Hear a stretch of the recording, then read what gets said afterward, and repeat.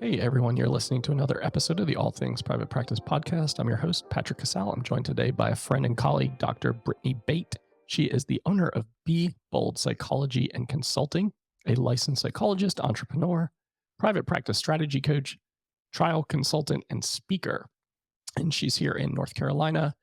𝗞𝗆𝘆 offers LGBTQIA+ celebratory neuroaffirming individual family relationship couples and lots of group therapy services, which is what we are going to talk about today.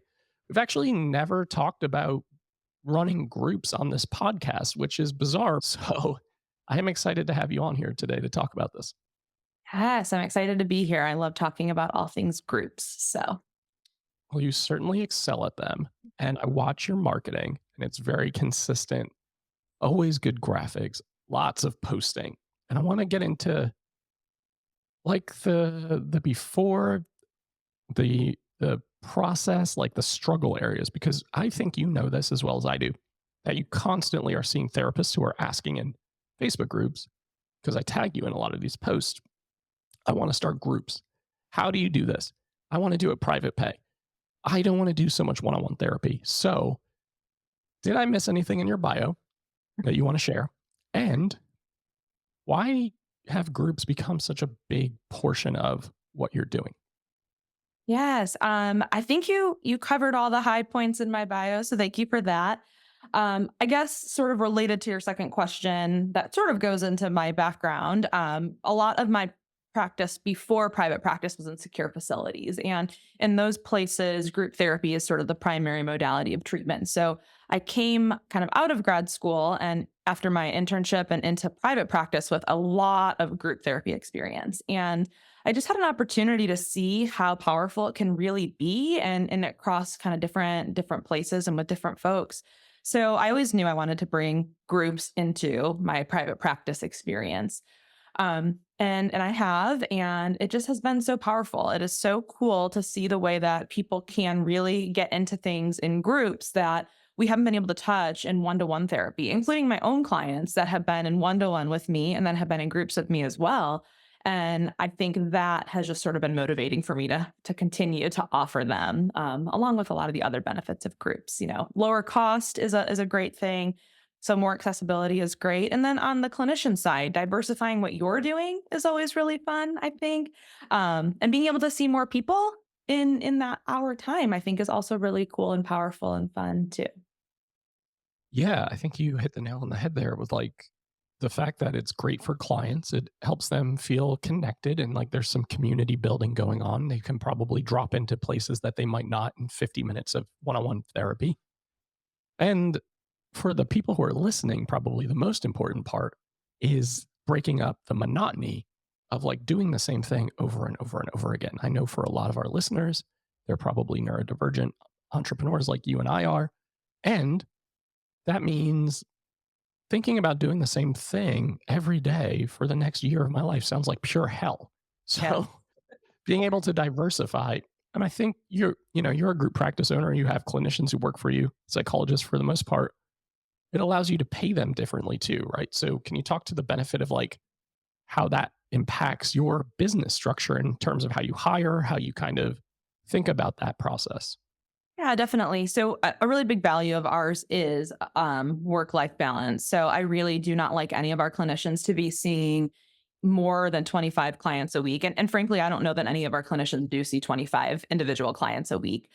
Um, so it lets them be able to, make a little bit more in that hour if they're doing a group. And also just, yeah, have a little bit more fun, do something a little bit different and help more people. But and when our clinicians get closed, I still have the opportunity to say, but they're leading this group or they will be leading this group. So if you really want to work with them, here's one way that you could, that might be a really good fit for what you're looking for and what you're asking. And so I really enjoy that too. And I think that kind of goes into a little bit of like group structure and like what it takes to start a group. So I always ask that there are at least 4 people per group before we start it. If we don't get 4 people, then we just extend and continue marketing for a little bit longer to see if we can get that minimum of 4. And that is so it allows me to pay the clinician at a minimum what they would make if they were seeing an individual client during that hour, usually a little more with that 4. And then anything after that is a bonus in a lot of different ways. But that is sort of where that number comes from. The other piece is if someone can't show up for a week, if a client can't show up for a week, we still have three people, and that still feels kind of like a group. Whereas if we have three people committed to the group and we start with three and then one can't show up, then we have two people. That doesn't feel as much like a group. So I really like to be looking out both for the clinician's time and for their own goals in terms of their own work life balance, as well as for the client's group experience too. I really want it to be a group experience if they're giving their time and obviously investing in the group emotionally and financially. Yeah, no, that makes a lot of sense. And I love that. So, four is the minimum. What's the sweet spot for something like that when you're running something like this? I think 6 to 8 is the sweet spot. And it really depends on the topic and it depends on the clinician too. I've had groups up to 10, and that has worked for me, but that has been my adult queer plus group, which has been a little more fluid. This was when it was closed. I've also made that an open group after the closed group. But it was a lot less topic specific and a lot more process based. And so I think having 10 people was okay in that regard. Because some days some people wanted to talk more and share more, and some days they didn't. I think for groups that might be a little more skills heavy, I think 6 might be a little bit more of the sweet spot. That way you have some time to talk about and teach the skills and then kind of go through with each person and talk about their experience of implementing that skill. Yeah, that makes a lot of sense. So, experience versus implementation and skill set groups. Marketing groups can be a place where people fall flat. And I have watched a lot of people, whether it's in my own Facebook groups or other groups that I'm a part of, market, but their marketing kind of looks like this. Hey, everyone, I specialize in whatever. I'm running a group on A, B, and C. Sounds like a great group. That's the first and only post you ever see from them. And then nobody signs up.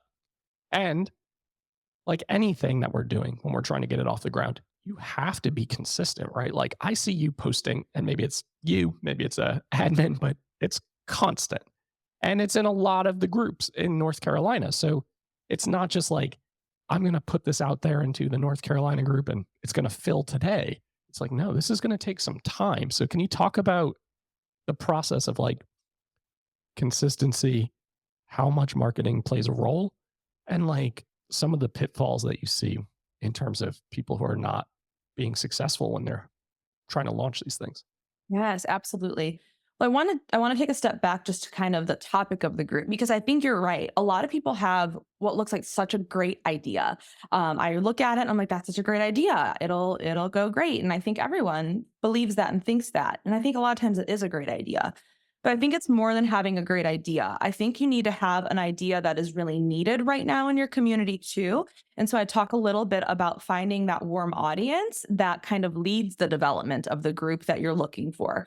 So maybe it is sort of paying attention to what your colleagues are saying in Facebook groups and on listservs, and then going from there and developing something and really striking while the iron's hot.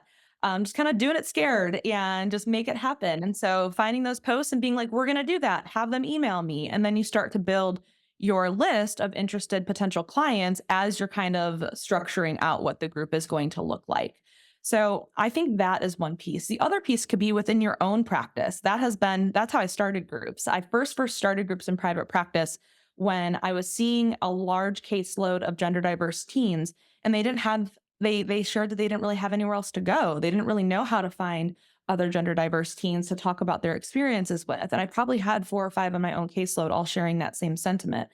So I was like, well, I can create a space like that and just see if they want to join. And that was my very, very first group. It filled quite easily because I had 4 or 5 automatically that I knew would join. And then I was able to get about 3 more folks just kind of in the broader community that were interested. So I think looking at your own caseload or your practice, if you have a group practice or you're in a group practice, what the needs are being shared in case consultation. And then, yeah, what do you see in your community? So I think that is where to start so that it makes it a little easier. Then from there, it is about consistency. The biggest hurdle I had to get over was this like bully brain thing in my mind saying like, you're so annoying. That is what I kept like feeling and having said, like, you're so annoying. Why do you post so much? People are going to get annoyed. Um, And there are some people I think that have been annoyed. I can count on one hand the amount of times that people have been like, hey, maybe post less. And it's mostly been on listservs that have rules that I didn't know existed. And I'm like, okay, you know what? You run the listserv, it's your rules. I will do what you ask. But I think the vast majority of people don't see it. And that is why I do have to post so often. Facebook has some weird algorithms, and I cannot tell you the amount of times I will have posted about a group on a weekly basis for 8 weeks, and I will still see in a group I know I posted in, hey, who's running a grief group? I'm like Yep. week 8. And I'm like, Yep. me, I am. I'm running a grief group. I've been posting about it for 8 weeks. I see Um, things actually because we're in so many of the same groups, and I'm just like watching this stuff unfold. I'm like, yeah, Yes, yes, and I think those are little moments, though, that do make me feel like, "Okay, I do right. need to post a lot," and if people don't like it or don't need it, they can keep scrolling, and I think, too, it's been a little bit of a mind shift for me that I'm not selling, I'm helping. We have this For thing sure. that I do really believe in and I do think could be really helpful, and I hear that there's a need for, and I wanna make sure people know that there's a need for it. And I don't know a better way than just posting often and hoping that someone sees it at the right time. So that has been again a shift for me. I do all the posting myself. I have other people that help me with some developing of the marketing materials. We have a director of groups, is Brianna. She is incredibly creative and wonderful, and she helps develop the actual flyers. But I do the posting, and to manage my own anxiety around being annoying or posting too much or double posting, I created a little matrix, and it just sort of outlines I'm going to post this group, this therapy group, in these Facebook groups on this day, and then this group in these Facebook groups on this day. And I just go through the process and I kind of just check it off as I go. And then it restarts over the next week and the next week. And I typically do that for about 8 weeks lead time before the group. Because I've learned that you got to see things 7 times before it sticks. And so I try to get people to see it 7 times before it starts. There's a lot to unpack there because you just gave a lot of good answers. Number one, I think, is a lot of people relate to what you're saying about, I don't want to be annoying. I don't want to post too much. And I've had that same mentality, honestly, for my stuff where I'm like, do I really want to post this again? But it's like, no, people need to see it. And because social media algorithms change all the time based on what you like, based on what you click, based on what you're talking about in your house when your Mhm.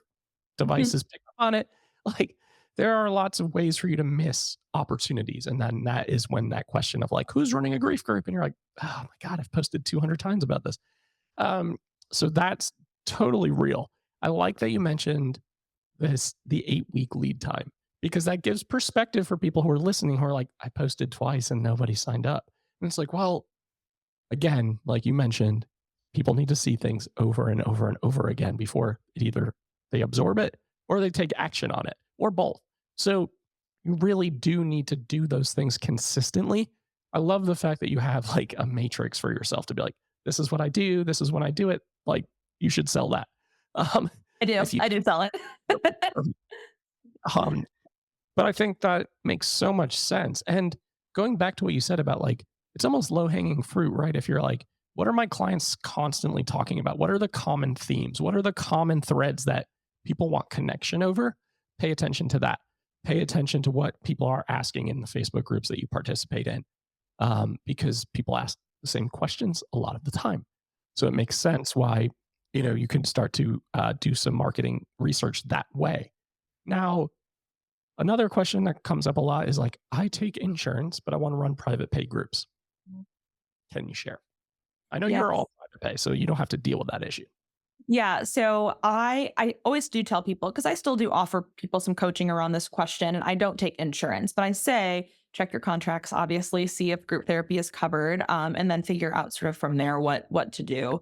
I know I point people to 𝗞𝗲𝘆 groups a lot about insurance and how to navigate that because I think there's some good answers in there. But I think if you are going to be doing a group and it's going to be private pay, if you're not handled with the insurance, then you can offer super bills. But the important thing about that is you have to make sure that you are doing group therapy. And otherwise, you can't offer that super bill for that CPT code. And by doing group therapy, I mean there needs to be a process component to it. You can't be doing some sort of educational seminar because then it's not really group therapy. So I Right. think if you are going to offer super bills for people, you also have to make sure they have obviously a diagnosis that qualifies and makes sense. Which, if we're doing a grief group or something around anxiety, we probably Right. will. Um, but I think you just have to be really clear. You have to be really clear about what you're offering, what your price point is, if you do or do not accept insurance, and then just checking your contracts to make sure that you're doing what you need to be doing in that regard. I think a lot of people do still find it, depending on what your price point is, to be a worthy investment. And it just depends. And kind of thinking about both the area and what you need to make in that hour to make it sustainable for you too. But I've seen groups kind of ranging between $30 and $65. And for some people, that's equivalent to a copay, depending on what their own benefits are. And so that's also something to think about. Another thing that we do is we offer at least one sliding scale spot per group, and it's essentially a pay what you can spot. So they just kind of share what they can reasonably afford without causing undue burden for them. And then we go with that. We do one for the first four. And then after that, we just kind of add on whatever the clinician feels able to, but it's usually an additional two for two or something like that. Yeah. So there's lots of ways you can create accessibility for people too. And I like that you use the reframe of like, this is what a lot of people's copay is. Mhm. And the power that group processing and group experience can offer, like you mentioned before, like I think the community connection piece is huge. And one that, especially if we work with any group of marginalized human beings, especially with any sort of intersectionality, there's always a need for connection and feeling like I want to be around people who get it. I want to feel safe. I want to feel heard. I want to feel affirmed. So this is just another way to offer increased mental health safety, increased mental health support, because you're going to also be offering connections that are being made that you really can't offer in one on one therapy. Because I know so many times, like when I used to specifically work with addiction, I would think, like, oh man, client A would be really good friends with client B if I could like just connect them in some way that wasn't breaching HIPAA. So because they would be asking for these things in therapy. Like, I really need a group of people who get A, B, and C. I really need a group of people who I want to spend time with that isn't a 12-step meeting or whatever. So I think that's really important too. Um, Things that you think are important in terms of like how many groups are we offering per quarter? Does it just depend on how many therapists and the capacity? Does it depend on the need of the community? How are you evaluating that? Yeah, I think all of those things. I always start with, who at my practice wants to do a group this quarter, and kind of going from there. We've offered up to eight and filled up to eight in a quarter. We've done as few as one or two, and it just sort of depends on first and foremost what the clinicians want to do, but then also what we do see as being a need in the community. And then I think a little bit too, like, what do I have the capacity to market, or what does my team have the capacity to market? Because when I get my matrix going, I have to post for 5 different groups across these different matrices. It is 5 times more times than if it's one group, and it can get really overwhelming sometimes. So I think I also have to think about kind of the season of life that I'm in, and if I am feeling able to be able to market that much too. And some groups will just naturally fill a little bit faster because there is more need, or maybe we have a wait list already from the last group cycle that it wasn't a good fit, but we've kept them on. We've asked if we can keep them on, and we notify them next time. So we already have, again, a warm audience for this group to launch.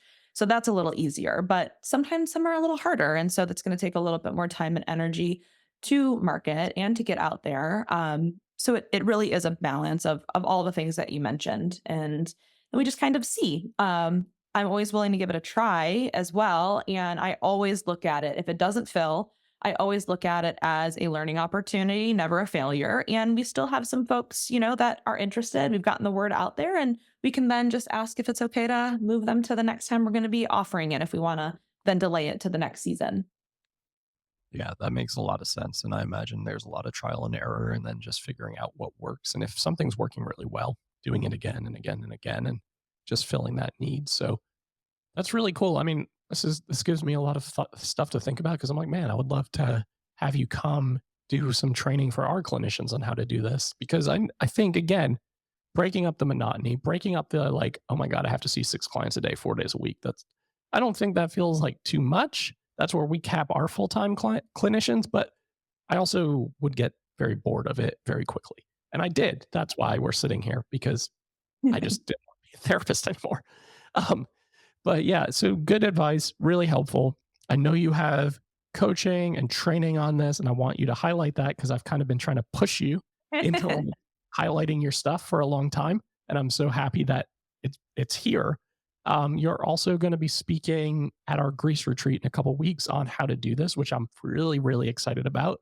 And it just seems like a topic that people really need more information and support around. So you've definitely created something really cool for yourself and for your clinicians and for the community. And big congratulations on that. Thank you. Yeah, and thanks for all the gentle shoves into the coaching and consulting world. I do really really enjoy it. It is definitely brings a different dynamic into my day to day that I really love. I have did a soft launch of Bold Practice Builders. That is my coaching and consulting practice. The website will hopefully be live in June. I'm just putting the finishing touches on it.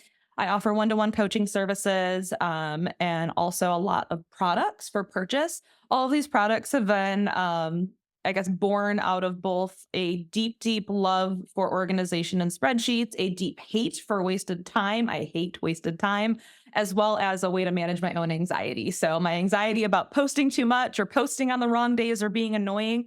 I've created like some spreadsheets for Facebook groups about these are the days you can post on. These are the threads you can post on. Right. And I use that so that I don't piss anybody off, basically. I have group informed consent templates that might be really helpful for folks. It kind of goes over all the things and the ways I do structure my groups, especially in terms of like payment and like once you register, you're registered. That's a big thing with groups too.